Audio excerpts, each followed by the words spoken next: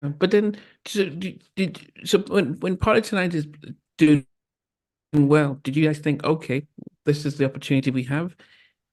What then happens with did you get to do what happens to the follow-up single? Oh, Woo! This is where it gets very, yo, bro. This is the first. Let me tell you something, man. This is the first interview I have done about Ladae in my adult life. In my adult life. All right. oh, Yes. So there's so many things, man, that I'm like trying to navigate because when it gets to this point, it's like a war zone. You don't know where to step, where there might be a landmine. You know what I'm saying? So, so that's where I am right now with this. So what I'll say is this. We did Party Tonight and uh there was the remix. We went and got Chub Rock. with Chuck Rock, yeah. Shout out to Chub Rock, great guy. You know, I do the music history thing now. I was talking to Chub Rock on the phone and I was doing some information. I was kind of interviewing him and I was getting some information about Brooklyn hip hop. And he said, I noticed that you on one of your lives, you said you were in a group that was signed to Andre Harrell. He said, what group was that? He was like, because I know all the groups. And I said, do me a favor. I'm gonna send you a link. I said, watch that link and call me back. He watches the link, he calls me back, and he says, bruh, he said, I've been watching you all this time on the internet, talk about all this stuff. He said, and I've been saying to myself, I know this guy. Yes. All right. So we did that, and it was a great situation, man. I mean, we went everywhere. We performed everywhere. We came to London. We Mm. performed and we toured, and we were on the radio. We did BET. I don't know if it was like Video Soul or Planet Groove, whatever was on BET at that time. We Soul Train, all of these things, man. And we were living a dream. Well, to me, I was because when I talked to some of my group members, it was a nightmare. Mm. Some of the guys, but again, they're a little older than me. I'm just like, bro, I'm a teenager. I'm on Mm. Soul, I'm on BET, I'm on the radio. I'm straight, and then I have my hands in on these projects that we're writing. So we come out with a second single called Baby Hold On. It didn't have a video, but it was acoustic, like an acoustic guitar, almost like how Cupid, huh? 112 yeah, Cupid. like that, like that. Um, our song predates their song, Mm. cute, but I think, now you could talk to 112 about this, but I always assumed, and I could be wrong about this, but I always assumed that they were inspired by When Can I See You Again by Babyface. So I interviewed Babyface, Mike and Slim about that song. did they say that? Yeah, so they went to meet Baby. They had Babyface come in to write for them. The budget was a little too high, so they said, "Well, let's try and do our own version of a Babyface track," and that's how they came up with that. Bro, And I never knew that. yeah, I so they never said they couldn't afford it, so they tried it. They did it themselves. So I knew that in my heart. I heart knew it. I ain't head know it. But listen, yeah, but we all were inspired by When Can I See You Again? yeah, Most groups during that time had one song with an acoustic guitar. It was yeah, us, yeah. 12, Jodeci, Boys to Men. Well, Boys to Men had Water Runs Dry. Yeah, yeah, yeah. But I mean, Even Portrait, all these Kissing You by Total, yeah, yeah. groups knew by Total. You had the group that remade How Deep Is Your Love? We're living in the world of food. I guess it was Portrait that remade How Deep Is Your Love by the Bee Gees. But everybody's coming with this acoustic guitar. But I really want to say it was Babyface's I thought it was Phase Two. Wine is Phase Two. oh Yeah. yes. Yeah. Oh, you know what Portrait did? Tears in Heaven. Okay, okay, okay. Oh, Eric Clapton, yeah, That was another one. You see what I'm yeah, saying? So yeah, yeah.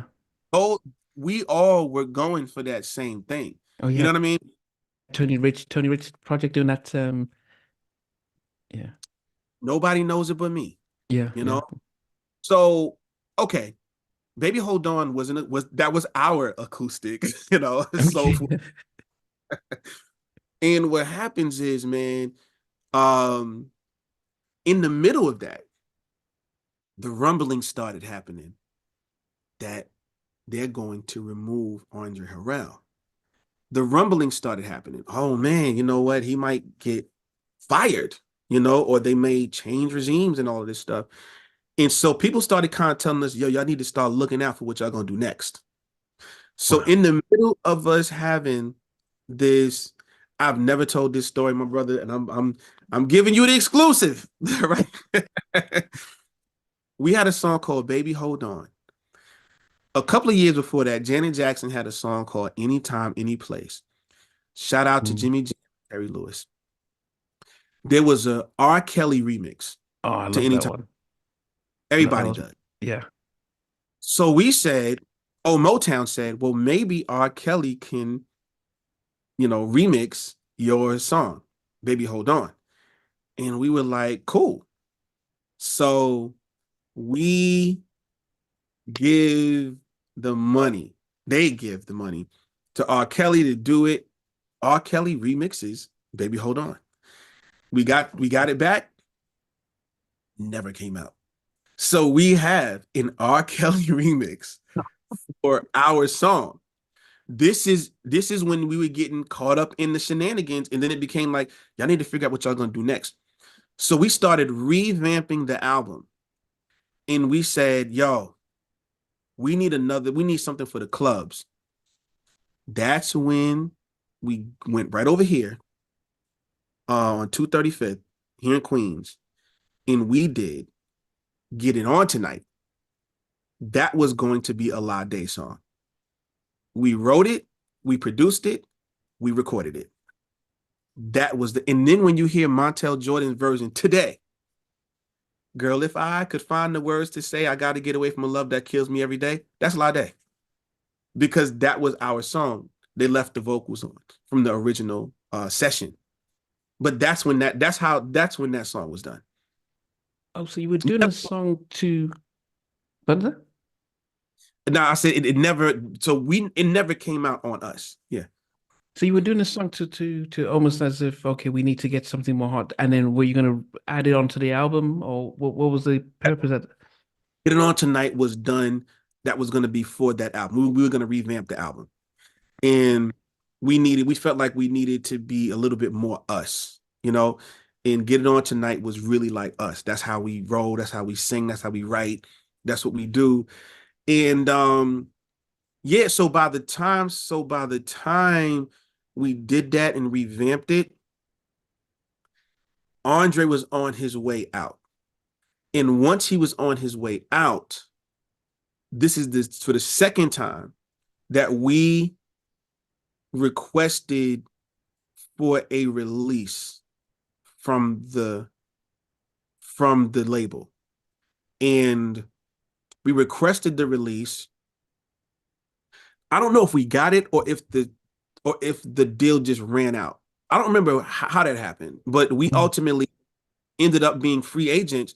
And it wasn't like Andre Harrell dropped us and then left. It was like he was going to leave.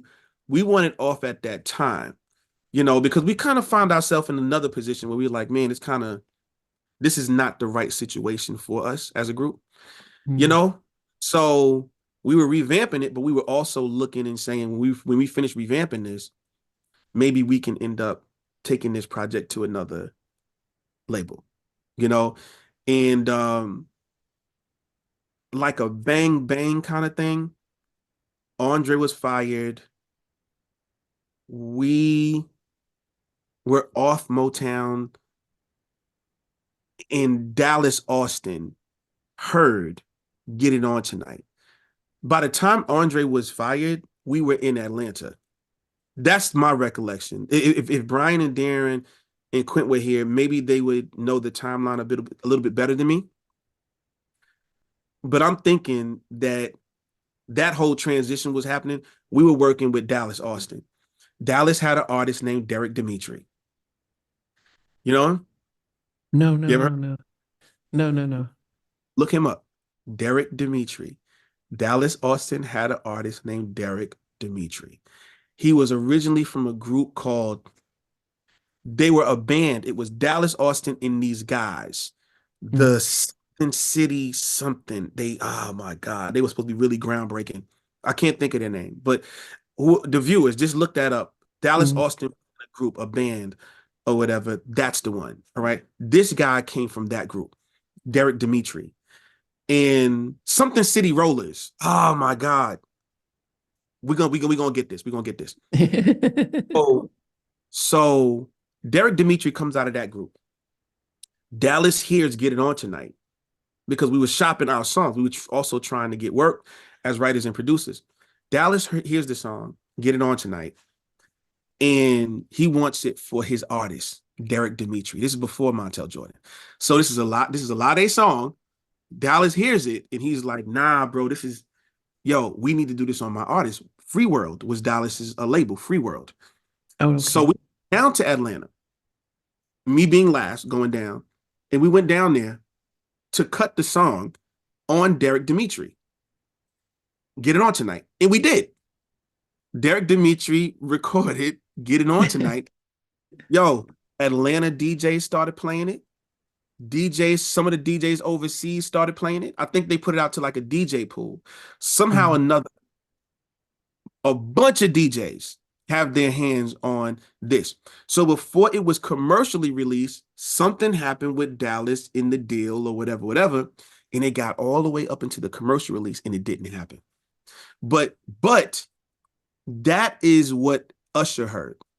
Usher heard Derek Dimitri Get It On Tonight in Atlanta, and it was on fire. It was going to be a hit. When it didn't come out, Usher's thing was, I want to do that song. And somehow or another, he never did it. I think it was kind of like, maybe it was, you got to ask him, but maybe it was kind of like, well, Derek Dimitri's already done it. You can't do a song that he's already done. A lot of Atlanta DJs already know it. You can't do it. Okay, okay. And this would be LA at LaFace saying, yeah, Yes. okay. Okay, A, okay. So he a didn't year, come to you directly to talk about it. no, I never spoke to Usher about that song in particular. Nope. Mm-mm. A year later, JoJo Brim, who I said was from that group, and FS Effect, from Uptown Records, they were affiliated with Uptown Records. Yeah. Uh, they want a different label though. But by this time, JoJo Brim was having success as an A&R. He had Case, Touch Me, Tease Me, he had all that Yeah, stuff. yeah, yeah. Yeah, so Oh, he had Montell. He was working that project. He says, I want Montell to do this song, Get It On Tonight. And we told him, yo, it already kind of like had some type of release. DJs know who it is. Like they heard it, Dallas. And he said, nah, we can make this happen.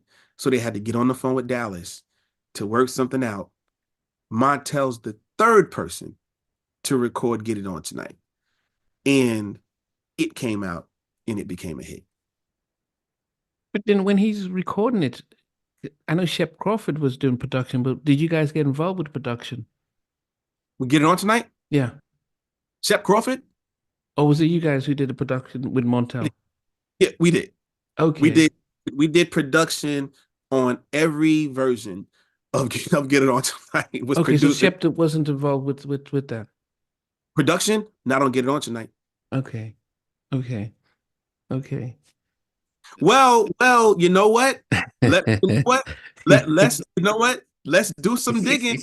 Let's do some digging because I'm a you about to make me have to tell on somebody. And I might have to do this. I'm sorry, but this might have to happen. If I see, hold on, producers. Oh no. Okay, producer Brian Palmer, Sergio Moore. That's what I'm seeing. What do you see? Okay. Yeah, no, okay. Yeah. Did they call it the Tonight or Get It On Tonight? I'm just always just Get It On Tonight. Okay, the song went through many name when we was doing it. It was called One on One, and then it was the same song. We called it One on One. When Derek Dimitri did it, yeah, it was called Get It On Tonight. Oh, now on the Derek Dimitri version, did you find that one? no, no, no. Okay, so Yeah, Brian Palmer. Yeah, Brian Palmer, that's yeah, my yeah. guy. That's Okay, from Ladae. Brian Palmer and Sergio Moore. That's PLX. They're the producers of Get It On Tonight. okay. So, but you guys did the writing. But how's Montell credited for as a writer? Now we talking. I'm trying to listen. I'm trying to give you all the information so that you can draw your own conclusions. Um, Get It On Tonight existed for years before it was recorded by, No like I change, the same song, the same exact. same song, same song. It's the business, my brother. But you know what? What I will tell you is this, and it's something that I left out. Shout out to Brian Palmer, Bezo. I know he's gonna watch this. Uh, I left something out. I left something out. I text Case before I did this interview. All right. And I have Case. Case is back here somewhere because he's someone I worked with from the very beginning. Um, Ladae was me, Darren, my brother, as I said, and Quint. And remember when I said my brother left the You go group to and he went college. to. Yeah. So Jimmy Manus and JoJo Brim, Manus Entertainment, they had a group called Black. Blacky. Why is it doing this? Like, no, Sorry. like Black is like the hardest name, and then like the softest, like I don't know why. I don't know why it's doing that, but it's adding. It's a new year. This is a new It's, year, so maybe that's new, still in January. So, but Black, Black was the name of the group, a duo. Brian, I don't know, brother. I do not it's fun. understand. It is fun. It's Okay. maybe I'm saying Happy New Year, you guys. So it was Brian Palmer and Case Woodard. They were a duo. Hmm. Are you going to edit this? No, no, no, of course not. You're not going to edit it? Are you going to No. leave it in there? Yeah, of course, definitely. Yo, that's going to be beautiful. So those two guys, all right, they were a duo called Black, Case and Brian. Brian came over to Ladae. Once Trey left the group, Case became a solo artist. So But you've Case known was already, Case for a while. huh? So you've known Case from I've known Case since I was a child. oh I've known him since I was a kid. wow. I've known Case, I was like a child. And Case was originally a solo artist. Brian was a solo artist. They got with Manus Entertainment. They became a duo. When we had a vacancy in the group because of my brother's departure, Brian came into that group. Mm. Case remained a solo artist. That's how. And then we went on the road with Case. I've written with Case, sung with Case, been in Case's band. When Case is on the Apollo, that's us back there singing Okay. background. Happily Ever After, that's us. Okay. Okay. Yeah. So I just wanted to kind of throw that in there. But yeah, yes. But to go back to your thing, yes, Montell Jordan is a writer. Is listed as a writer on Get It On Tonight. His version. It's the same one as Derek Dimitri, and it's the same one that Ladae did. But Because business aspect of it, really came into yeah, play. I th as I said, so I think one of the things, as I said, I've been doing this since 2020, and I don't even know how many people I've interviewed, but we've heard different stories about how things move and the difference between having your song, you know, being, Montell made it a worldwide hit, being on it, as opposed to if it had just done being a regional little hit. Yeah. And so there's also that compromise about and how the industry and the business does work and stuff. Yeah. Um, was it much convincing for you guys to relinquish some ownership of it when Def Jam came in to say, "Hey, we've got this, but here's some conditions." Was it hard to make that decision, or was it like, Bro, I'm about to give you a bombshell. I'm about to give you a bombshell. And I never thought I would do this. But here's what I'll say. First, let me say this. I have no bad blood with Montell Jordan. I've only met him a couple of times. We never were, he's a West Coast guy. We're East Coast yeah, guys. every time I met Montell was every time I was around him, he was a great man. He was a great guy, very nice to me, and I have nothing bad to say about Montell. And what I'm about to say does not reflect on him. So I want to be clear about this. What I'm about to say does not in any way reflect on Montell Jordan. All right. We never agreed to that. We never agreed to giving up anything. Never agreed to it. So it just happened. You know what I'm saying? Like it just happened. But yeah, it would have been tough, for us to make that decision. But I think ultimately we would have. I think ultimately we would have said, okay, well, but we never had you asked a great question because we never had the chance to really decide. It just happened. So And so how, I mean, going for then, yeah, does that change what you guys decide to do as artists, thinking about we need to step back and do more of the stuff and manage our business a lot better? Or how does that leave you guys? well, that situation is a little different because there's nothing that we could have done better in that situation. The only thing that we could have done is like fought back because it's one of those type of situations where and I'm not trying to throw any particular person under the bus by name. Again, this has nothing to do with Montell Jordan himself. Trust me, he has nothing to do with this. Montell probably said, "Hey, I would like to have this percentage," or somebody could have said to him, "Hey, these guys have a song for you, and I'll be sure to get you a percentage," something like that. But Mm, we would have had to sign off on a percent. We would have had to sign off on it. That never happened. All right. We never got the opportunity to negotiate in the way that we would have wanted to negotiate. You know what I'm saying?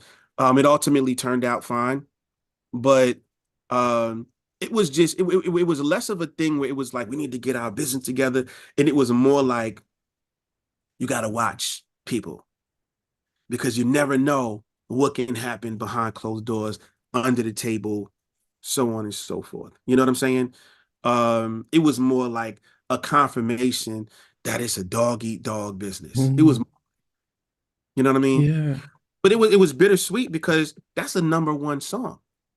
When that joint went to it was literally number one like in January. Like we're literally celebrating the whatever anniversary that is. Like that was now. It was in Jan. It was I started my year off like woo, like I'm on top. You know what I'm saying? It's kind of like fighting a enemy, and then you just go pump pump and drop him, and it's like, damn, I dropped him. You know what I'm saying? That's what it felt like to be able to cut right through, But and have a song. isn't it bittersweet though? Because that was, in some ways, you ever think, well, that should have been us at number one. Oh yeah, well, you know what? Yes, you do think like that, Mm, but it's kind of like, uh, how can I put this? If if you look at a thing and you say every here's how I put it. Every writer has had someone steal their song or jacket, take a little piece of it, zig instead of mm. zag, but it's still must. That's still my thing. There's not a singer out I'm sorry, there's not a writer out there that can't tell you that happened to them some way, somehow. All right. The question becomes, how good are you? If let's take the GOAT, Babyface. Let's say Babyface is coming into the game. Babyface writes, I don't know, um, what's one of his first hits? What was that up tempo record off of his very first album? I don't know. Not, no. I want you, babe. That I love you, babe. That joint. Okay. Okay. Imagine if somebody no, no, no, no, no, no, no. Let's go before that. Let's go before that. Let's go to the deal. Let's go to the deal. The deal. Okay. Two occasions, something like that. Okay. All right. So let's say it's the deal. And somebody takes shoot 'em up movies And it's like, that was a brilliant song. Somebody jacked us. They got us. We can't come out with or let's say somebody wants to buy it. Man, the question becomes, Face, can you write another song as good as Shoot 'Em Up Movies? Do you have another one in you? Are you capable of it?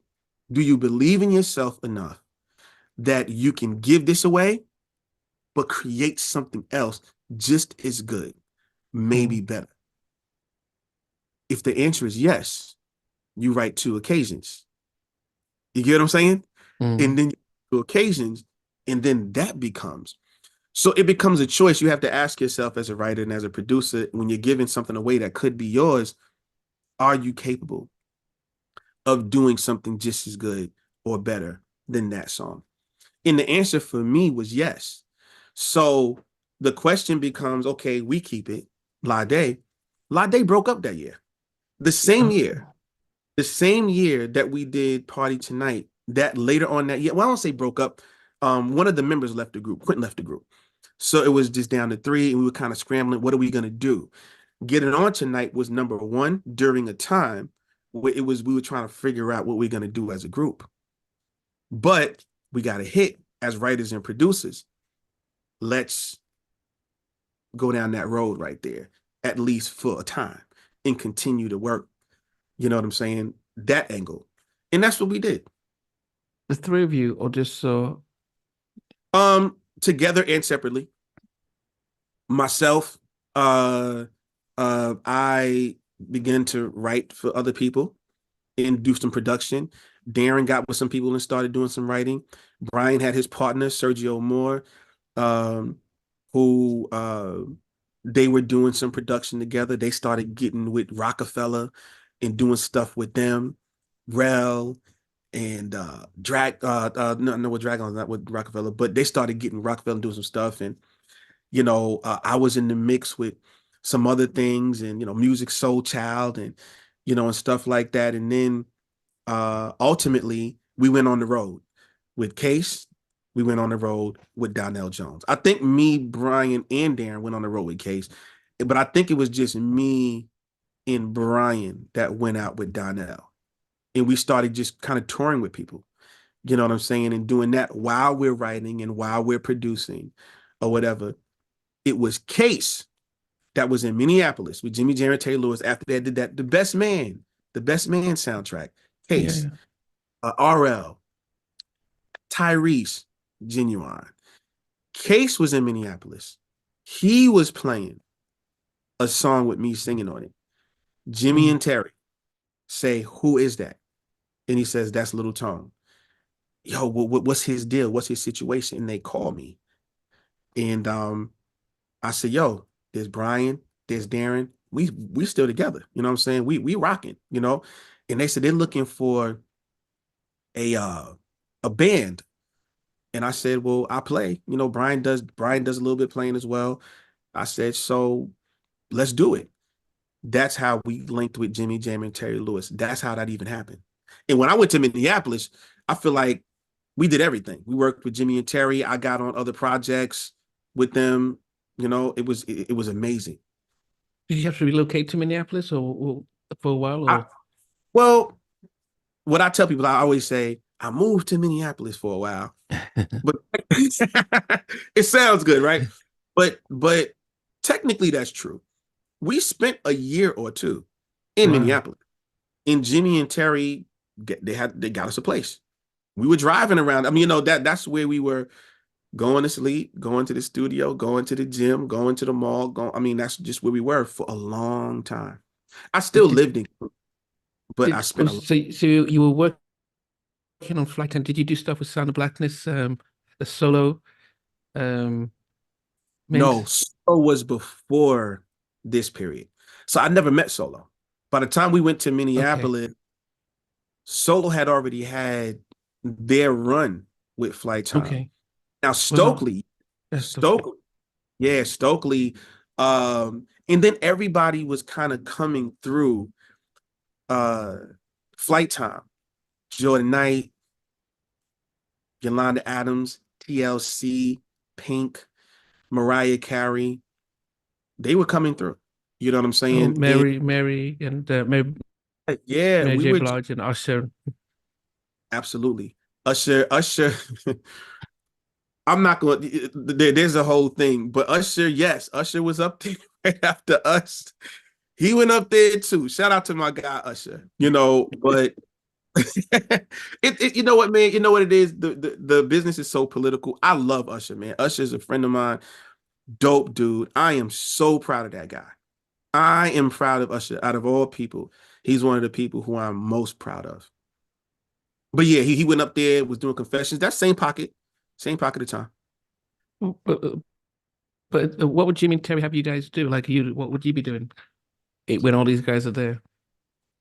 Um, Listen, I'll give you an example. Yolanda Adams was doing a song, Be Ready. I'm gonna be ready. And may Big Jim rest in peace. He was a big part of that. Because they Big had word, already yeah. they had already done Open Up My Heart for her. But that was a massive one, yeah. Oh my God. They Beautiful just, song. it was an award winning. I mean, it was just Yeah, amazing. yeah. And it would be a situation where it would be like, Tone, what you doing? I'm doing something. Yo, come in here right quick. All right. Go in there. They working on a song with Yolanda Adams. I get involved. It was like because you got people just walking around, just doing different stuff.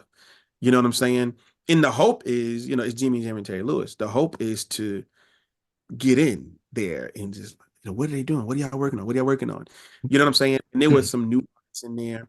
There were established artists in there. And the thing was to get in where you fit in, if you can. And that's what I was doing. What's it like working with, you know, two of the greatest songwriter producer duo of all time?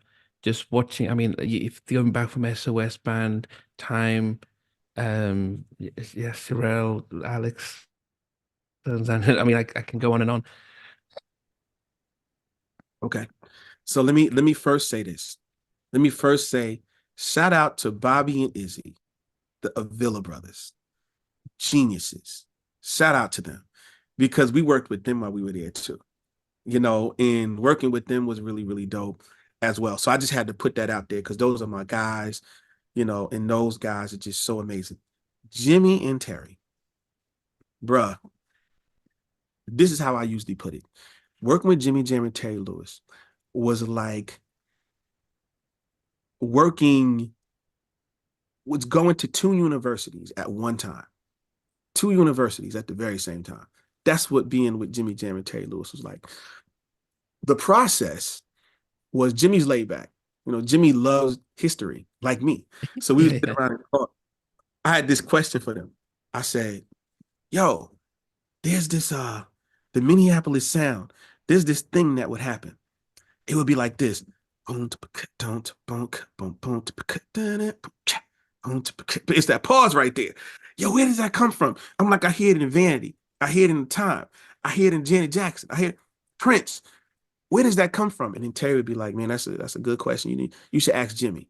And then Jimmy would be like, uh, year was about 1981. We were in a studio one night. But that's what it would be like. So talking to Jimmy was like a computer, just a wealth of knowledge in a theory, in composition, in history, and he remembers everything literally, and he retains it all.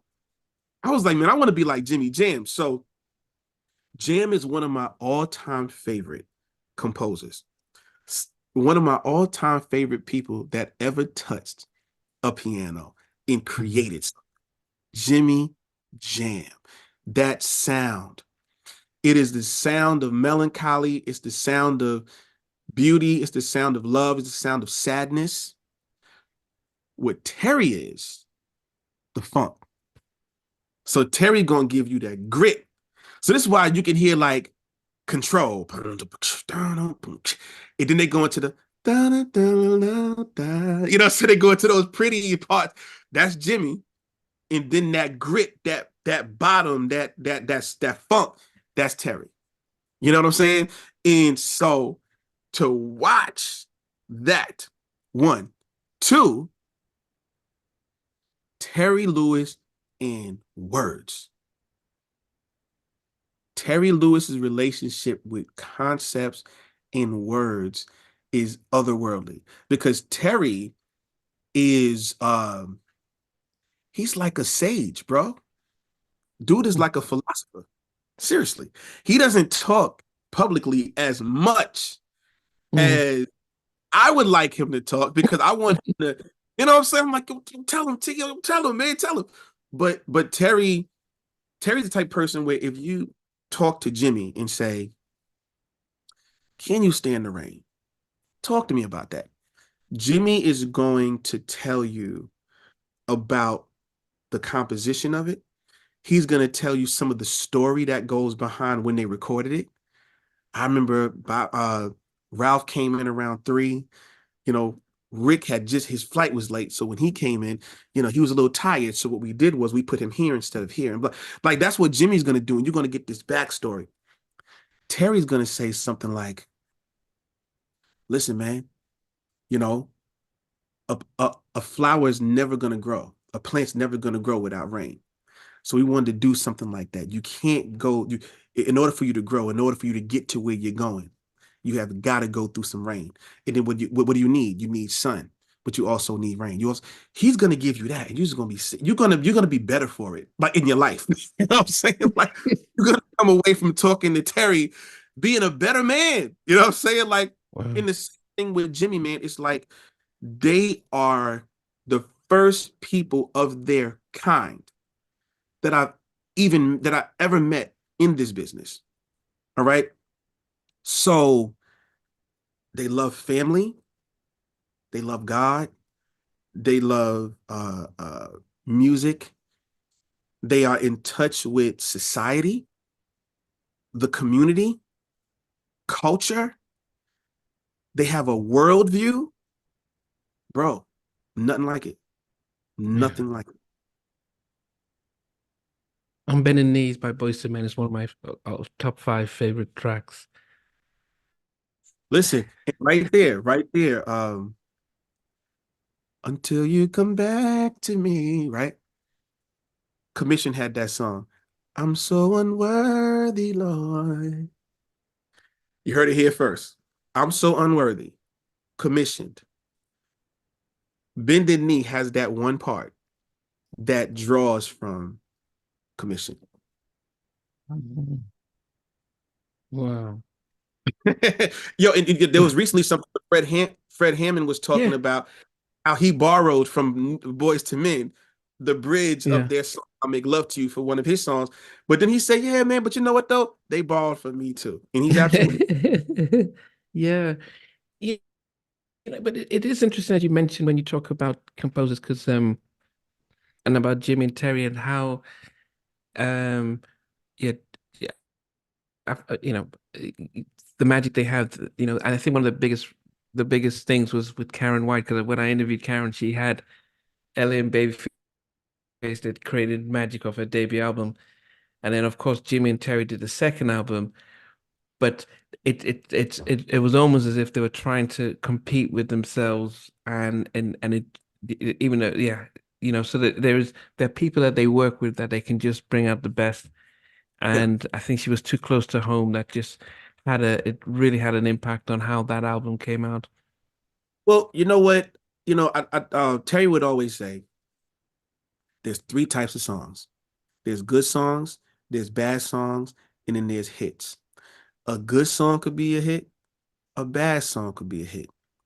Never get caught up into just trying to write hits because you could just turn up just writing a bunch of bad songs.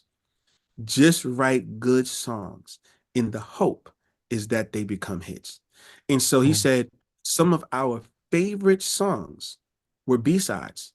Some of our favorite songs that we did, Terry said, were never singles. Some of the favorite songs that we did, Terry said, weren't even hits. You know what I'm saying? So Mm. sometimes you get somebody and you just work. You just do what you think is great. uh between somewhere between the politics, consumers in the world. They're going to decide what that is, but it still Mhm. can't affect what you do. So what they do is that's what they did. That's what they did. They just got in the studio and they worked. And they just did a whole bunch of good songs. You know what I'm saying? Mhm. Yeah. And some flavors go, this goes good with this. That goes Mhm. good. That goes good with this. Some things go better together, than other things. But when you taste kind of like if you put an oboe, with a maybe a electric guitar or something, it may be a little weird. Yeah. You know what I'm saying? But then you take that same oboe and you put it with the Philharmonic, and then you take that electric guitar, put it with bass and drums. It's like, woo, Yeah. Yeah. great instruments, So some things go better together than others. Well, It happens. yeah, when did you leave them then? What did you do next when you left them after a year and a half? I never left them. Okay, so you said you did about a year and a half or I'm a Listen, so. just in September in Pittsburgh, I was a part of the Jimmy Jam and Terry Lewis review, and I was singing a bunch of the Jimmy Jam and Terry Lewis hits. Just in September. Shout out to Ann Nesby who was there and Sherelle and everybody, the SOS band and stuff. They were part of that. Oh, I continue to be connected with Jimmy and Terry okay, and get okay, I fit in where I can. But to add, I know what you're asking. I know what you're yeah. asking. I came when I came back from Minneapolis. Um, I came back and I became, along with Brizo and PLX, we started a production company called The Gutter Fam.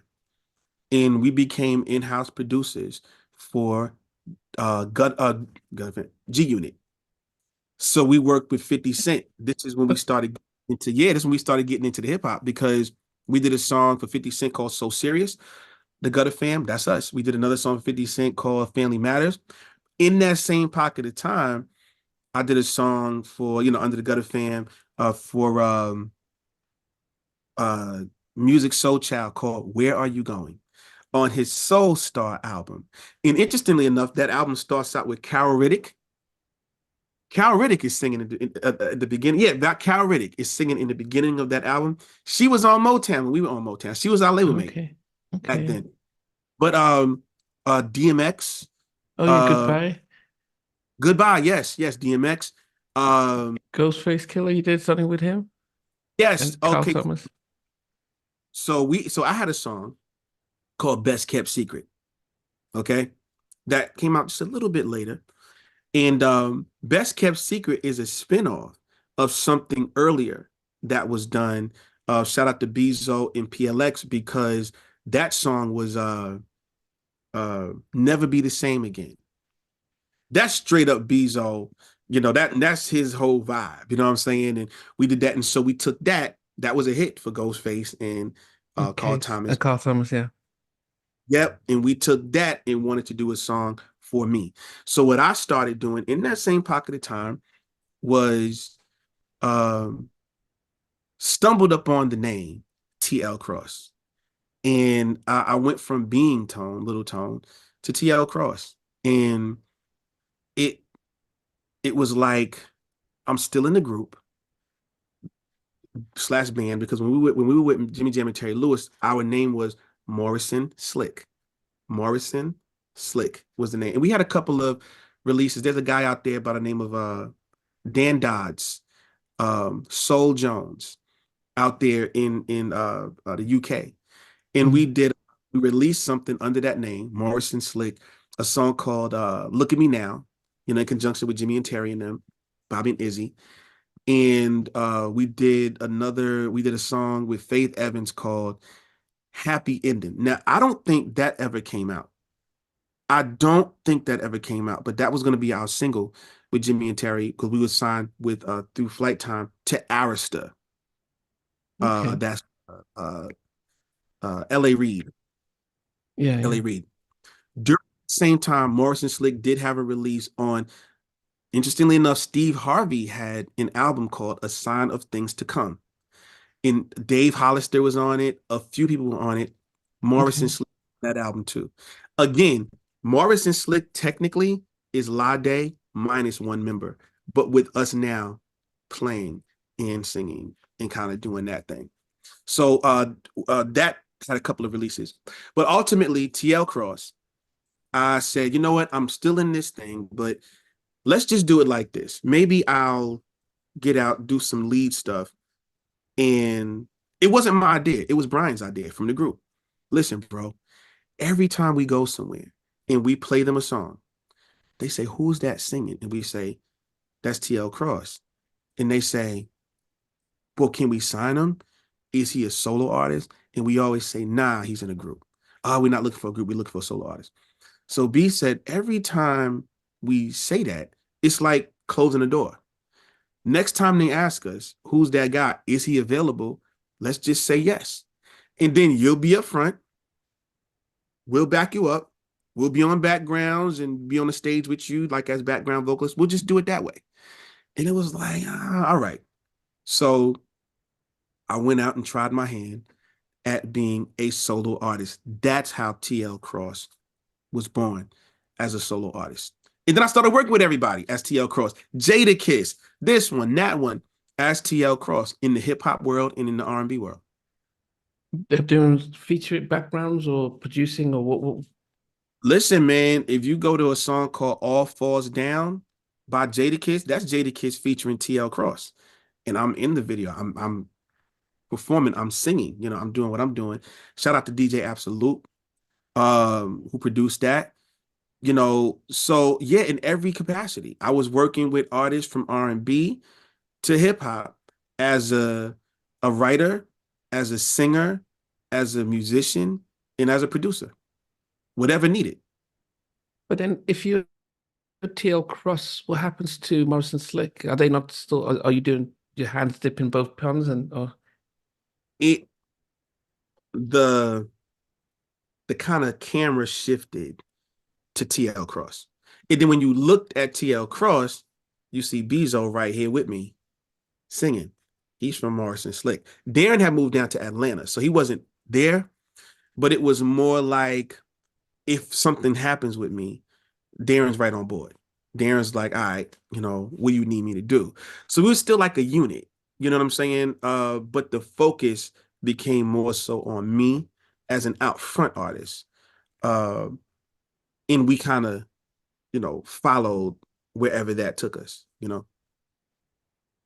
one of my good friends, Stevie, who I do a podcast with, said you had you did recorded a solo album but never got released, but in a way got leaked, but some people probably listened to it. What was the process with Leo? Yeah. So he's right. He's kind of right. What happened was over a period of time, I was recording, producing, writing, and recording a lot of songs. All right. Hmm. And this is the leak that he's talking about. One of the labels got hacked. And I want to Oh, say one of the labels got hacked in a particular year and got their hands on a bunch of those songs that was in people's email that we were submitting. And it was me. It was my songs, my voices and stuff, my voice and stuff like that. That got released, and it's looked at as like, oh, this was a release. These songs were released, but I never released them. Those were ideas and, things that were being worked out and stuff. okay. It is way online. Okay. Now, there was an EP that I released a few years after that. The World Soul EP. The Mm. World EP. And shout out to my production partner Needles, who had just done let me see, Just the Way You Are by Bruno Mars. He was in my band when we was going around doing the TL Cross stuff. He was the DJ and he was doing production. Brian's doing production. He's singing PLX from Get It On Tonight as well. He's on guitar. He's doing some vocals as well. So we were like this unit, like this crew of friends who were producing and writing for everybody.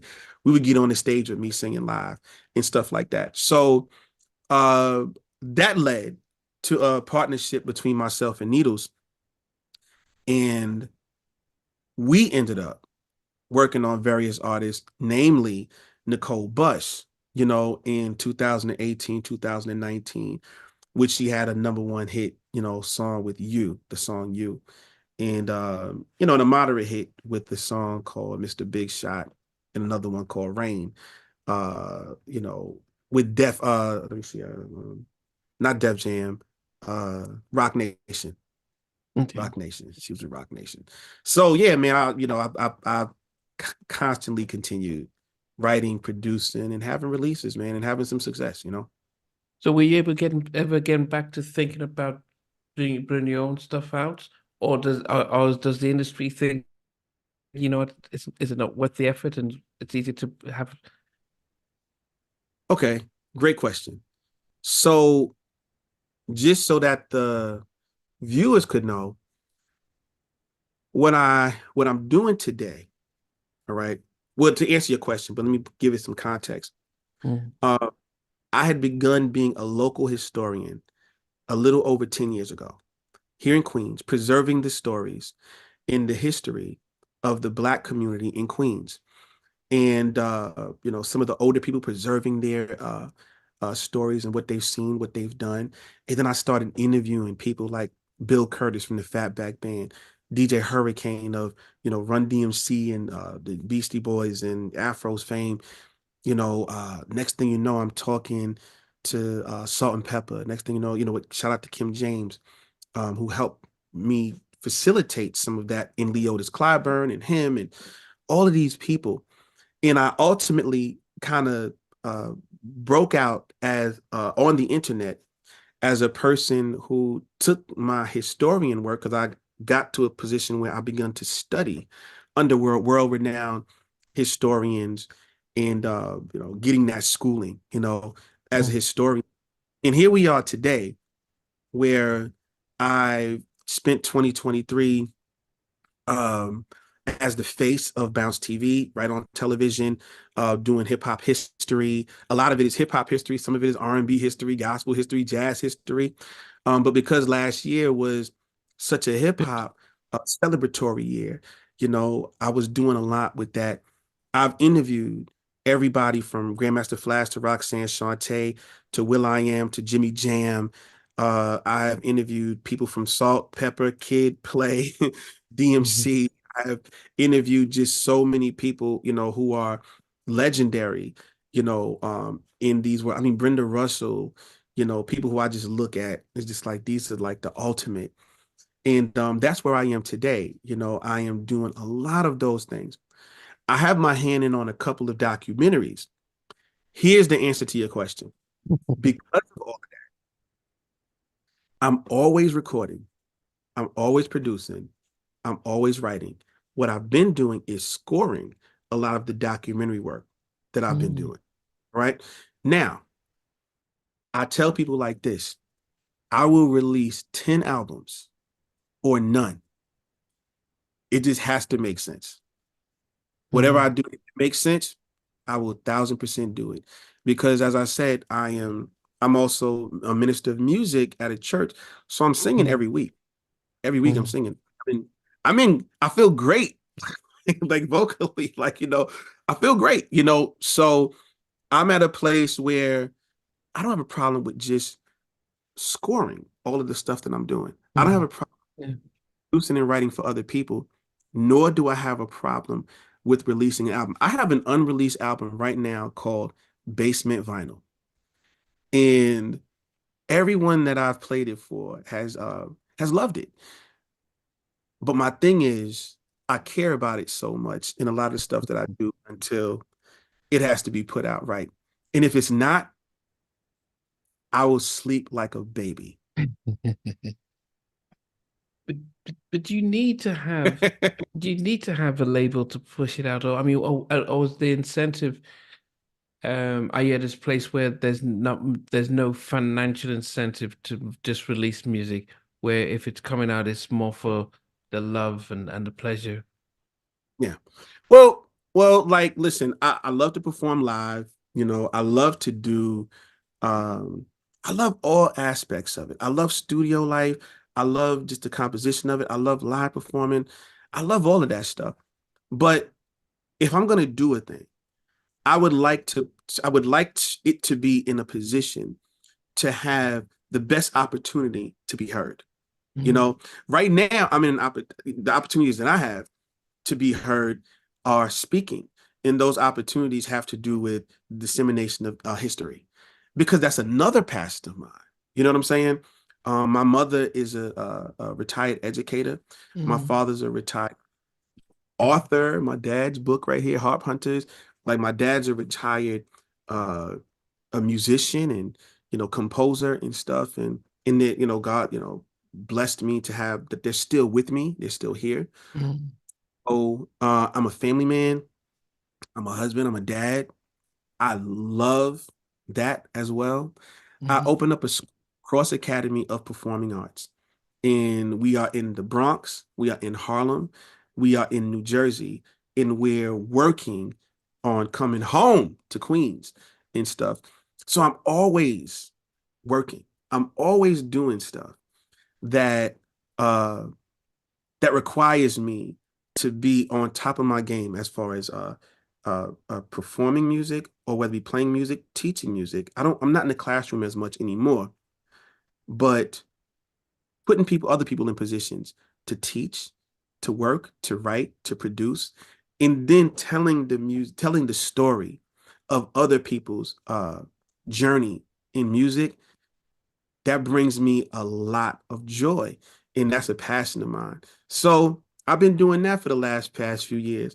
I'm in a position, my brother, where the opportunities that present themselves, whatever makes sense, I'm with it, Yeah. you know. So in a way, what I've just been trying to do with you to get in your story and capturing it, you're doing that from your local community. Yeah, yeah. So the Cross Academy is, yeah, that's in New York.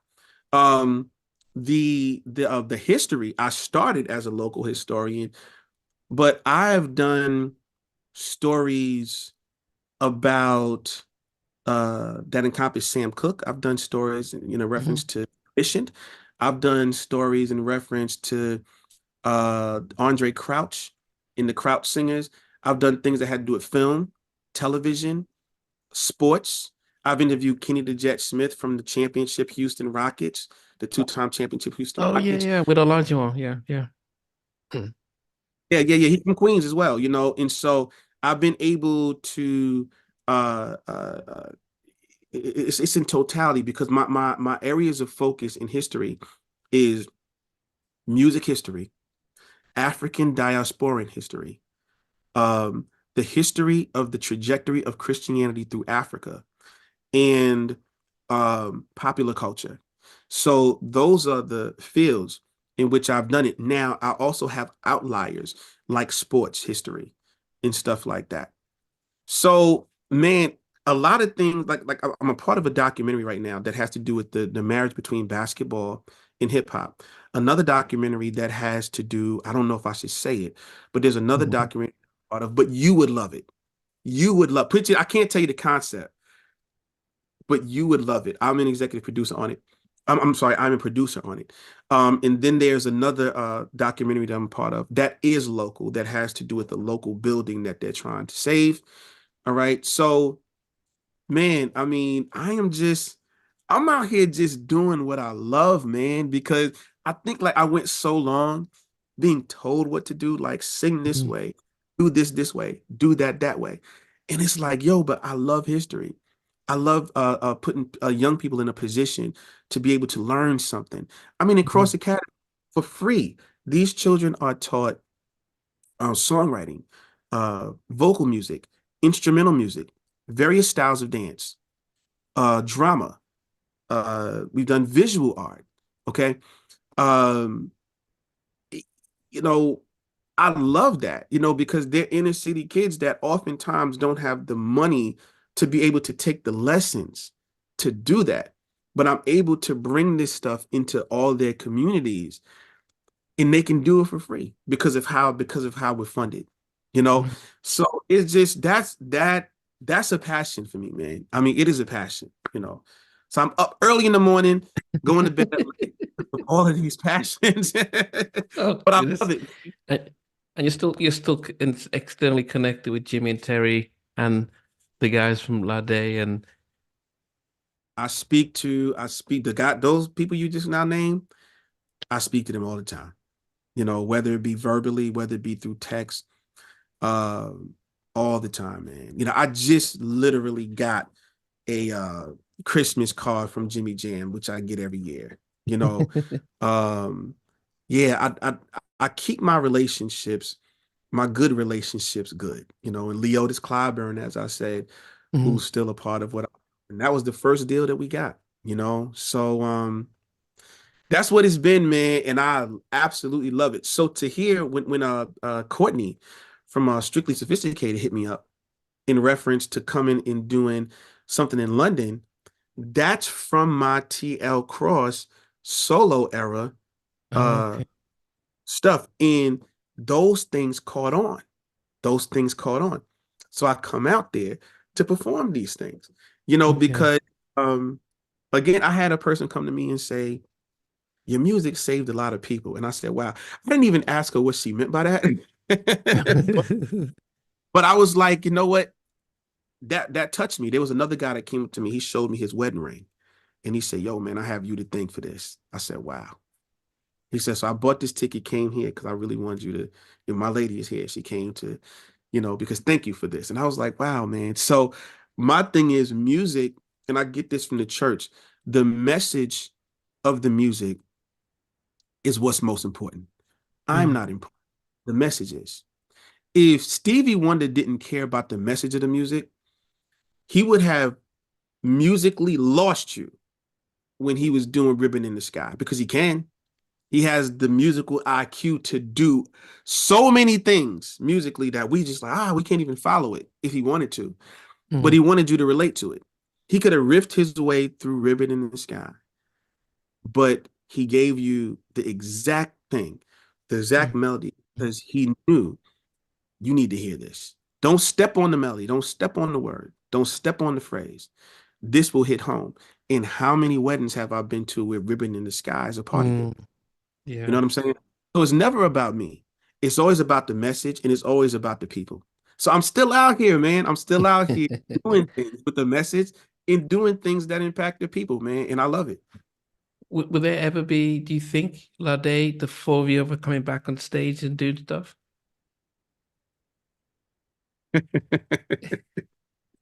I mean, if the Rolling Stones can do it in the 80s, I mean, goodness, there's no excuse for you guys. They did. They did. You know what? That's a great question. I don't have that answer right now, but I just saw Quint for the first time maybe in uh 10 years, maybe uh recently in the summertime. I hadn't seen Quint in well over a decade, you know. Uh Brian and Darren I speak to on a weekly basis. And Brian, I never stopped working with Darren and Brian in some capacity. I Mm. never really stopped working with the two of them, you know. Uh so as far as the Lade thing, man, I mean, any you said the Rolling Stones did it, man. Anything is possible, you know? Yeah. Yeah. Awesome. Uh, I mean, just as we wrap up, because we could go on forever. If you were to think of your top five favorite tracks, especially when you not Lade, but just your favorite songs, what would make your top five list? It's just R&B. Let's do R&B. Okay, just yeah, do it, yeah. Let's do R&B because it would be way too crazy for me.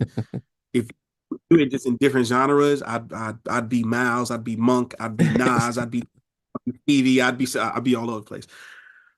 Um, my five favorite just songs in general, R&B. Yes. Yeah. Yeah. I mean, if I can easily name my top five favorite songs, so it'd be interesting to You see can? what. Yeah. So my no, number one all time is Lady in My Life, Michael Jackson. Then Luther's A House Is Not a Home. Then Bobby Brown's One More Chance. Christopher Williams All I See. And then the fifth one would be On Bended Knees. I have a version of All I See where Horace is singing the entire song. Horace Brown,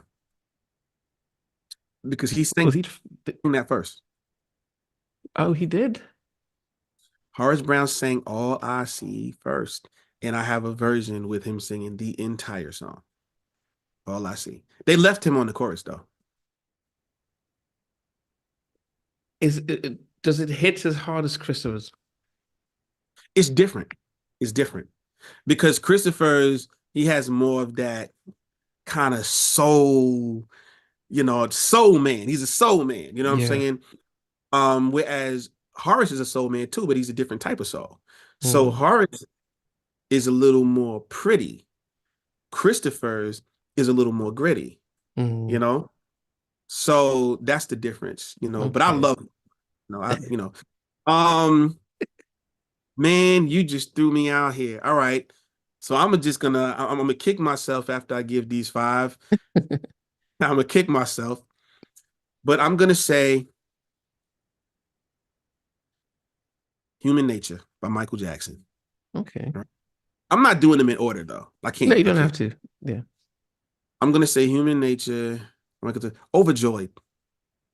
Stevie Wonder. Overjoyed. Okay. Uh, that's Human Nature. Overjoyed. Damn, bruh. This is harder than I could ever imagine. All right. All right. Let's see. Let's see. I want to get into like the 90s. This is hard, man. I don't think I ever did this before. All right, I'm gonna get it.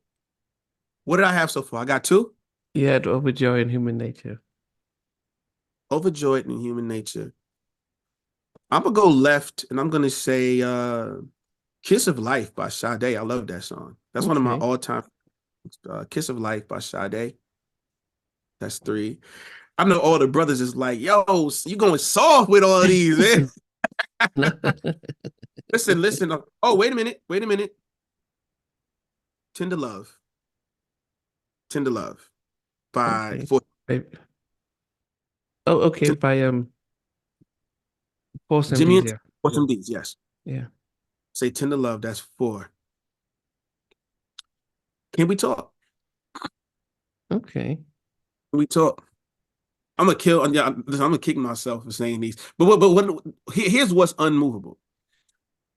Can we talk? I can't take. Can we talk off? I cannot take off. Overjoyed. I can't take off Overjoyed. I can't take off Can We Talk.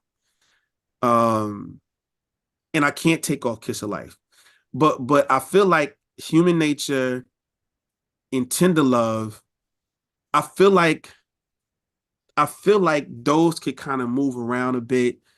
With some other things, bruh.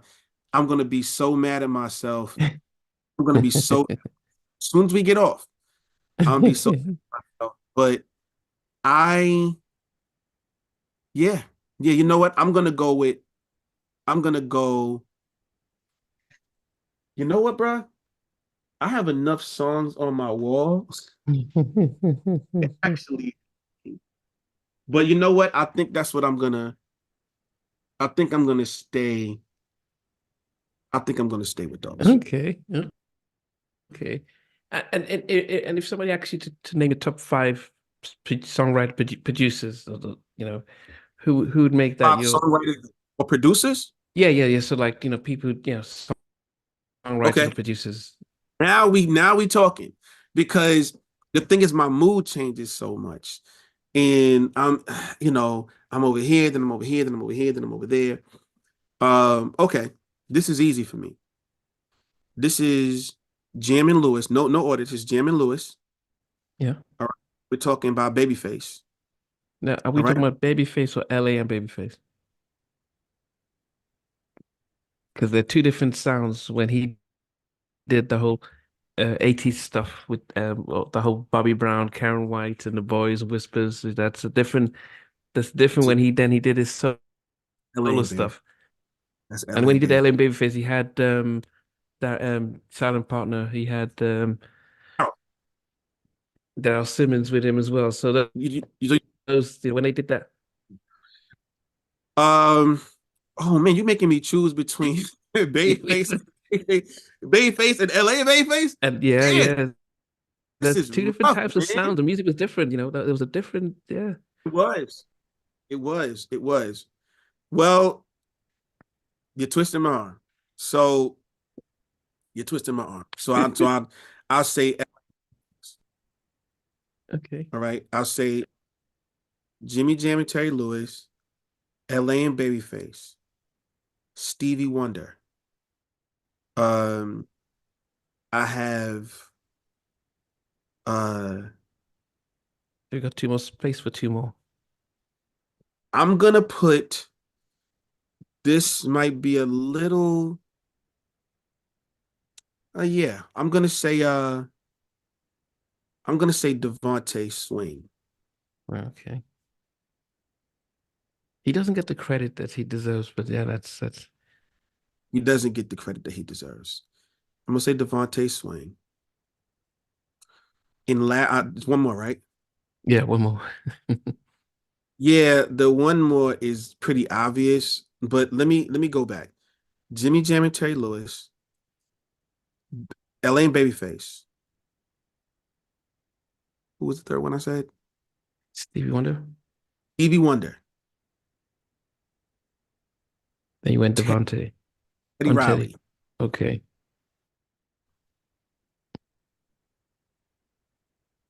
In that last one, oh, I'm gonna throw everybody a curveball. Bill Withers. Okay. Bill Withers. Bill Withers. Bill Withers. I got him right there. Bill Withers. Those are I'm gonna go with them because if I don't, you know what? You know what? You know what? I'm gonna have to do this. Cut, take three. This is the one.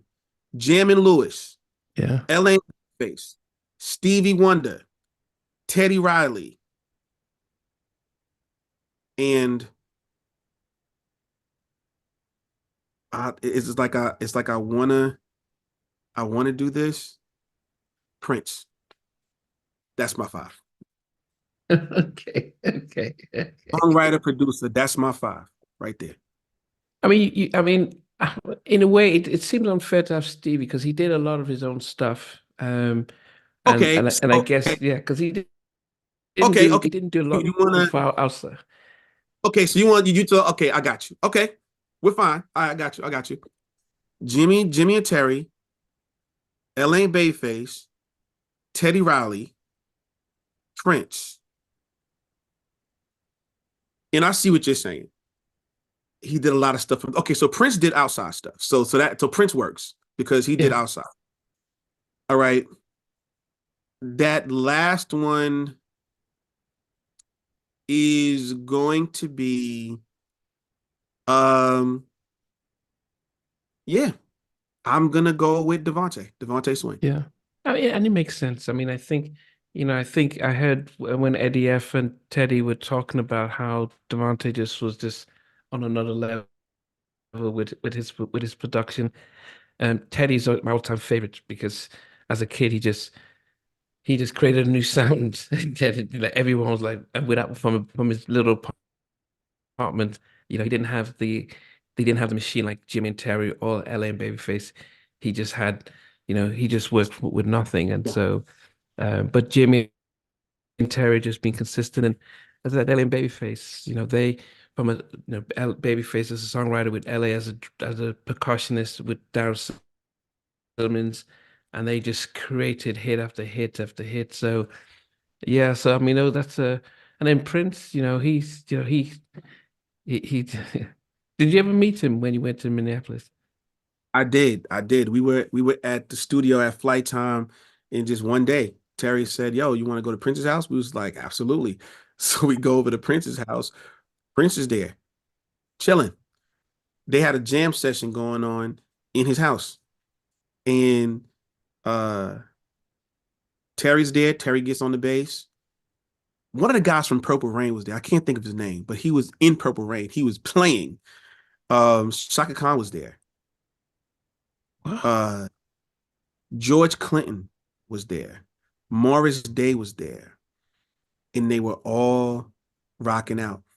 And then Mars Day said, "Hey Prince, man, if you're cool, man, you come on stage, man. If you're cool, man, you come on stage." So Prince is talking to this woman, and at some point, Prince walks on to like the stage area, and he looked at every instrument to decide what he felt like playing.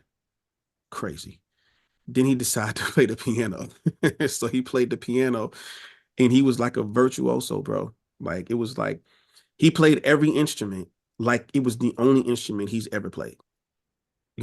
So that's the thing that's just amazing to me. Wait, I did just you? want to throw a Go ahead. couple of honorable mentions. Yeah. I want to honorably mention Gamble. Yeah. Okay. I want to mention Yeah. Gamble, and I would like to honorably mention Tom Bell. That brother, all that stylistic stuff, all Okay. the different stuff, beautiful, beautiful, beautiful compositions. If you just listen to the music of the stylistics, vocals are amazing, but just listen to the music. Listen to what he was doing. Listen to the orchestration. He's no less brilliant than like Burt Bacharach or anybody like that. Any Wow. type of. So I want to also throw Tom Bell in there. I just wanted to Wow. honor those people. Yeah. Did you join on stage when they had the jam session with Prince, or were you just watching? Oh no, I was just there to meet. We were just there to meet him, and I would have loved to. I wish you're the first person to ever ask me that. Man, if I would have thought about it, if I would have even it didn't even enter my mind. I was just like, ah, you know what I'm saying? But if it would have entered my mind, I don't think anybody would have stopped me from getting up there and just doing something. I don't think anybody would stop me. I guess my thinking was like, I am among all time elite, once in many generation type talents. I don't want to miss anything. I'm just watching. I'm just watching, and I'm just fanning out. You You know weren't what I'm saying? filming it or anything like that. Like the Einstein that I am. No, I was not. Yeah, but no, Like true Einstein, bro. There was no filming happening. yeah, but that's the thing. I think that's the thing that I've learned when I've been around. I think when Blackstreet were around and came to the UK, and Mark Middleton was just singing, and I'm thinking, you just bring a camera and record it, but you miss the essence. The camera is evidence that it was happening, but the feeling of just seeing him just singing, or you can't record that, and sometimes you're wasting your time filming It's that and lightning in a missing the bottle, moment. bro. So yeah, Lightning in a bottle. It happens, and so you could just all you can do is just talk about it. Talk about what you saw. yeah, wow. I always ask my guests favorite film. What's your favorite film? One favorite film? Just one? Yeah, this is just the one favorite film. Mine's Schindler's List, and some number two is Color Purple, the old one, not the new one. But I what's got you. your? Uh yeah, my favorite movie of all time is Coming to America. Wow. Coming to America is my favorite movie of all time. I've there's honorable mentions up there, but Coming to America, that's my one. Okay. And then I guess Steve is your all-time favorite singer. Um, yeah, I mean, I can live with that. Like if like if somebody says Steve one of your favorite singer Oh, it all wouldn't be time, Michael. I can live with that.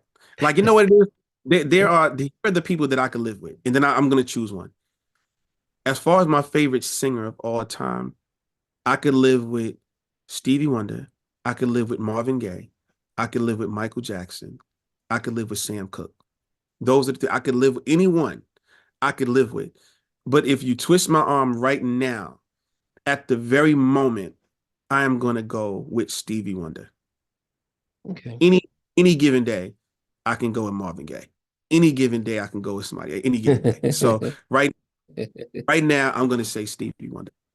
Yeah, Yeah. I'll be honest, I've never, apart from when he did the part-time lover, uh, because that was probably my favorite Stevie song, but I've never been a massive Stevie fan, nor have I been a massive Prince fan. Hmm. But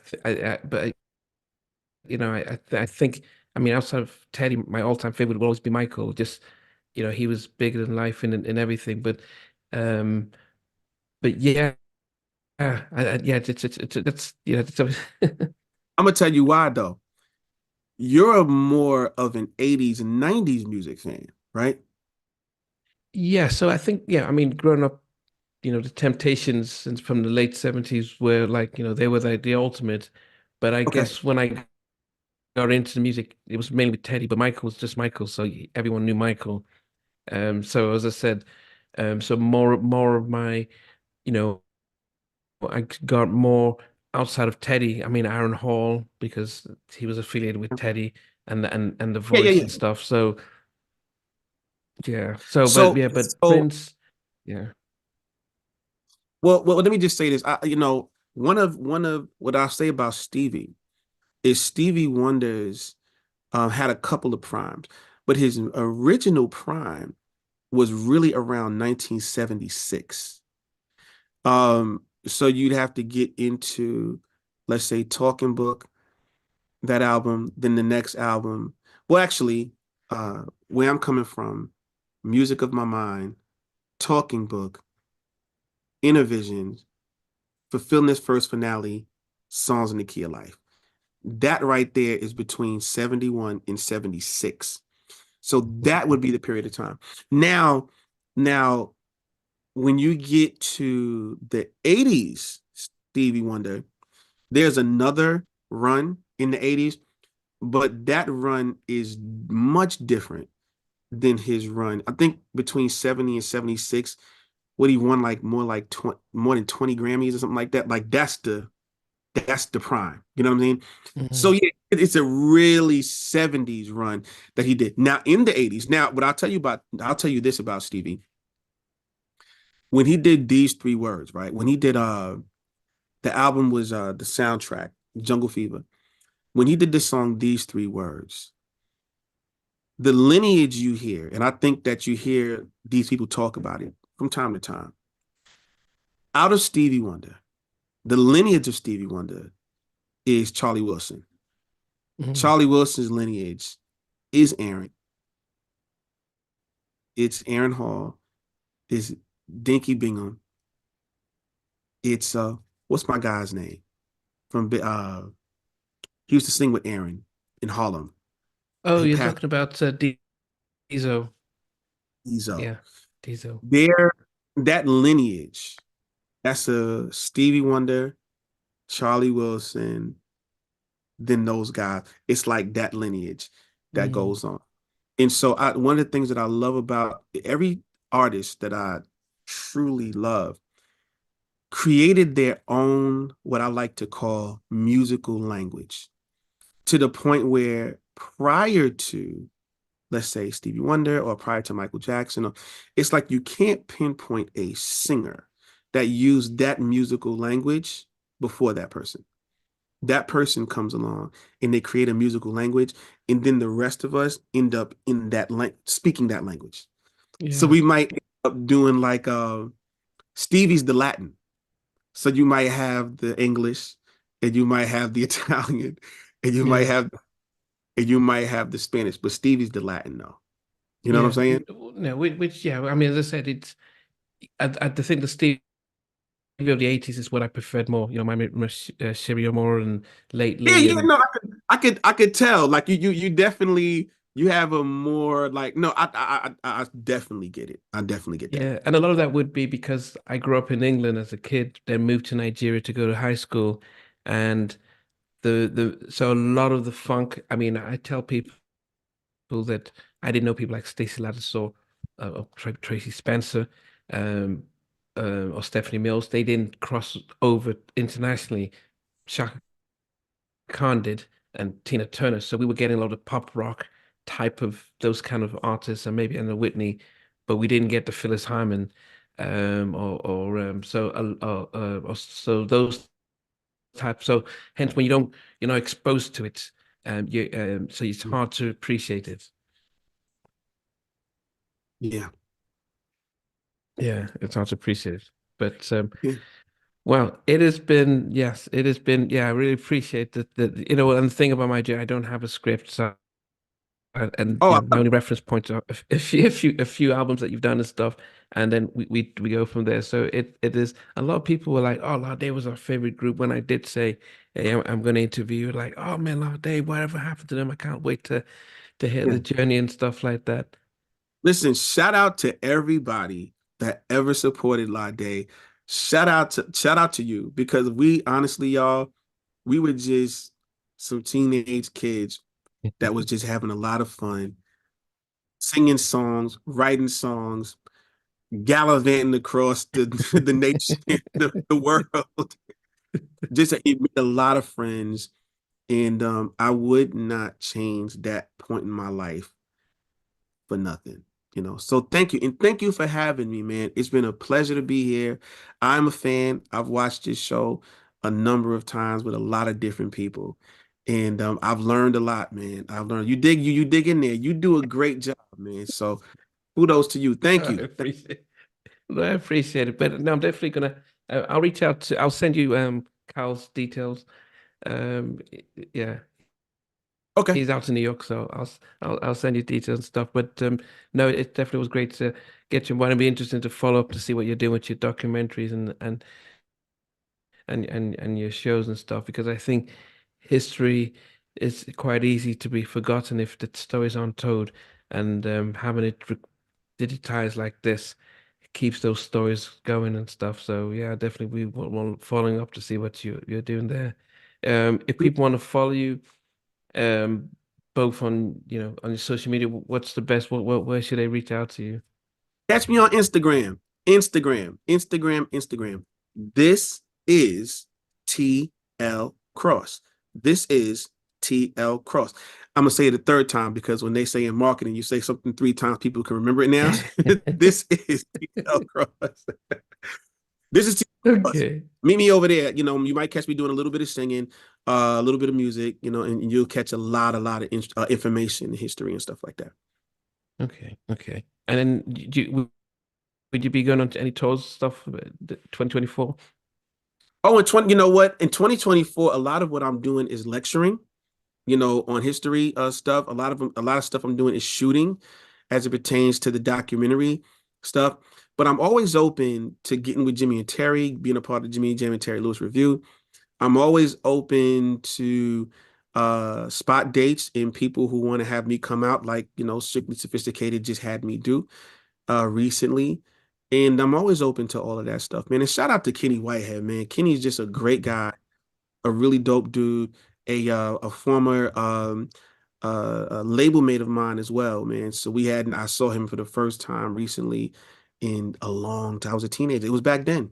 The last time Mm, I saw him, just from a legendary family. I have nothing but love for him and his lineage. You know what I'm saying? yeah. So, and again, man, I appreciate you, brother. I'm here. Hit me up anytime. I'll come back. So Yeah, I'll be a friend to the show. def definitely. But then also, yes, actually, yes. I think Jackie McGee is probably coming like 5 times. Woody Rock from Drew Hill. Well, from Woody, family of Drew. Yeah, quick Woody. story about Woody. Quick story about Woody. We were in the back of the Apollo one time. Ladae was, and this is something that this is interesting. There's a lot of stories I didn't get to, but we were in the back of the Apollo one time, and we were just sitting back there, chilling. Up walks Woody from Drew Hill, and I want to say he was with Nokia. It was him and another guy, and the other guy had a camcorder. He was filming. I'm I put I'm 90% sure it was Nokia, but they were new. Like they hadn't blown up yet. You know what I'm saying? And so that's why I can't remember because now later I would have known the face. You know what I'm saying? But at the time it was just like I wasn't sure. Uh he walks up to me and says, "Yo, man, my name is Woody and I'm from Drew Hill. And man, I'm a big fan." And he said, "I love the song you guys had, Without the Rain." And then he stands next to me, puts his arm around me like this, and the guy has the camera and he starts singing the song into the camera. And I was like, this is different, and I liked him. I thought he was a really nice guy. And I was like, man, that was really, really cool. Who knew? Because a lot of groups back then didn't give each other love, didn't give each other props because it was such Mm, a competitive kind yeah, of a yeah. But he absolutely did that, man. He absolutely did that. And I remember when he was left the group and he was going to do his solo thing, he had me come to the studio. He said, "Yo, come by, man. Come by. Listen to some of the stuff I'm doing and stuff like that." And I stopped by. I stopped by the studio, you know. Uh, Uh, but I never had too many interactions with Drew. We didn't have many interactions with Drew Hill, you know. But I was very proud, you know, to see young black men out there doing their thing. Now, of course, at the time we were all competitive, you know what I'm saying, and all. But yeah, I mean, I yeah. look back, man, and I'm proud of them brothers, man. I'm proud of 112. I'm proud of Soul for Real. I'm proud of any young black male that was out there singing a message of love because Yeah, we were 15, 18, 21, and we were literally talking about there's nothing more precious than to raise a family. You know what I'm saying? We were out there yeah, talking about um, tell me what you want. You know, we were out there talking about, only you. You know, I mean, just that's a beautiful thing to know that young black males were sitting here singing these songs of love and all that, man. And I think we were part of something special. It was a boom of young black men yeah. out there. That's what Donnell said when I spoke with him on both occasions. He said that one of in the 90s there was himself, Maxwell, R. Kelly, everyone had a message of love. But when they got to the 2000s and all the conglomerates came around, they took away that message of love. And now hip hop is, of the music that was coming out isn't about love and isn't about family. It's about money. It's about wealth and showing off. And that has a negative effect on the black community when in the 90s it was about love and, can we talk and all these kind of relationships. And now that's not the message we're hearing on the radio and not the message our kids are listening to when they're listening to music. My kids right now, those five songs that I mentioned, if I put them on right now, my 6 and 7 year old will sing every lyrics to those songs. They think those songs are out now. they think they think those songs are current because they hear it so much. You know, I keep a real controlled environment as far as what they're hearing. They're gonna hear what they're gonna hear as they get older. But as we are dealing with the foundation of understanding what love is, what family is, who you are, uh, as a young man, as a young lady, yo, you need to hear the the meat of it. You know, not Mm, just you know what I'm saying. And and to Donnell's point, that's one of the reasons why LL Cool J has been so important to hip hop because he's probably one of the only rappers that kept the concept of love present in hip hop the entire time, every era, every generation. He continued to round the way, girl. I need love. I can love you better. My man Mark Dorsey, and you know what I'm saying? In those mm, types. So shout out to him, for being one of the few that consistently kept the concept of love out front, for young people who are following hip hop because there must be balance when it comes to yeah, everything.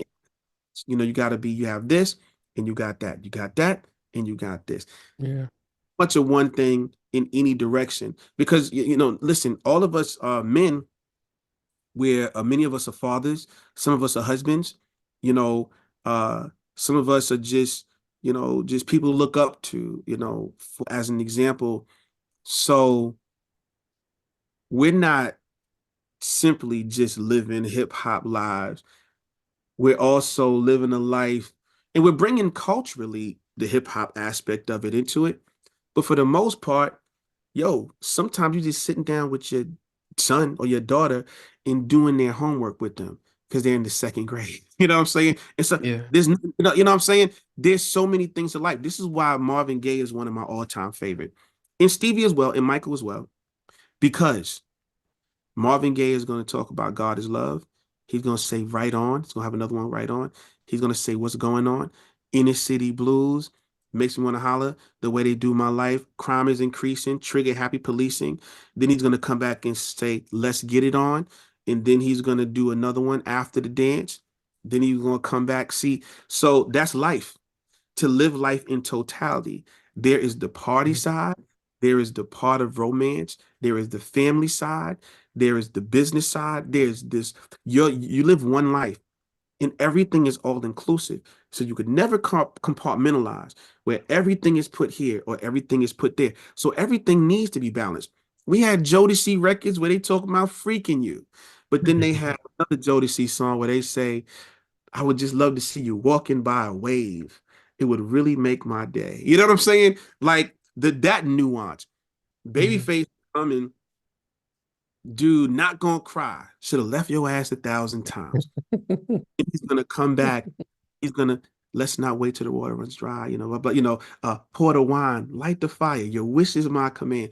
Because there's so many things that with being alive. There's so many aspects of what goes with being alive. And these guys are like prophets of love. You will find songs in the key of life. You will find Have a Talk with God. Isn't She Lovely? The Birth of My Daughter. Village Ghetto Land. What we're going through in the community. Black Man. And then you'll go back and you'll say, I wish those days will come back once more, reminiscing about your childhood. And then Sir Duke, we're going to talk about some history. Duke Ellington, Ella Fitzgerald, knocks me off my feet. There's something about your love that makes me weak and knocks me off my feet. You know what I'm saying? And so Michael does that. All the many of the great artists, they're able to kind of reach out and find all of these different aspects of life, balance it out by talking about all of this stuff.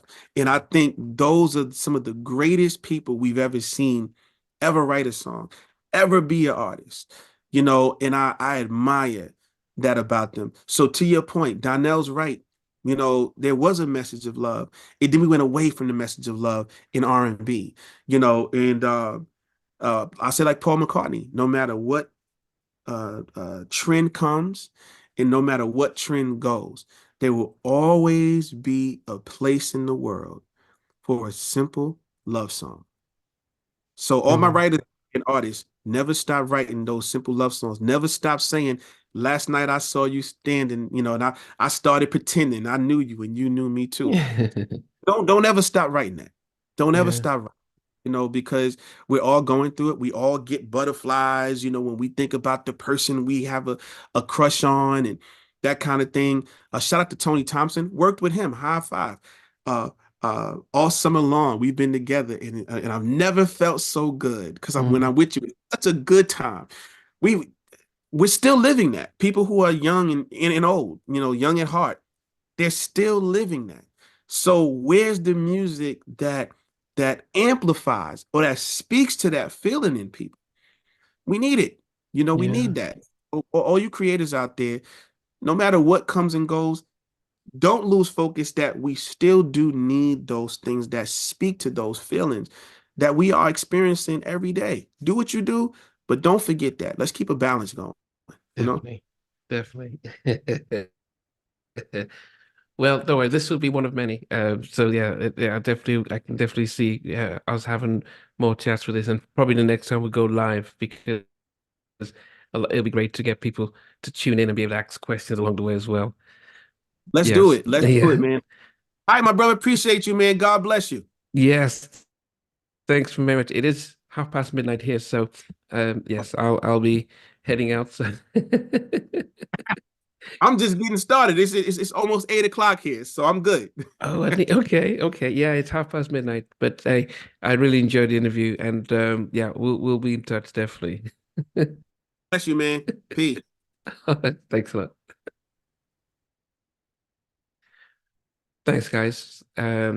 Really fascinating interview, and can't wait to bring him back. And we'll have another episode of Halftime Chat. Take care. Hey guys, thanks for watching. Thanks for being a part of Halftime Chat. Please remember to subscribe, share, and comment. But most importantly, why don't you become a member of Halftime Chat? We've got amazing videos, amazing perks, and being able to support the channel. But anyway, thanks for watching. Take care. I never participated in that kind of. Made somewhere in between us. You're either loving us on which I did an issue with Heat of the Moment. Yeah, I've got to do. I'll be sure. What was it like growing up? basically she's still making an impact. 4 houses down. I have a couple of pieces trying to get this one and that one. Whether that works for you, but just for me, No, okay. They don't understand what Jodeci Boys and Men and all spirit Late. I mean, I love all different genres.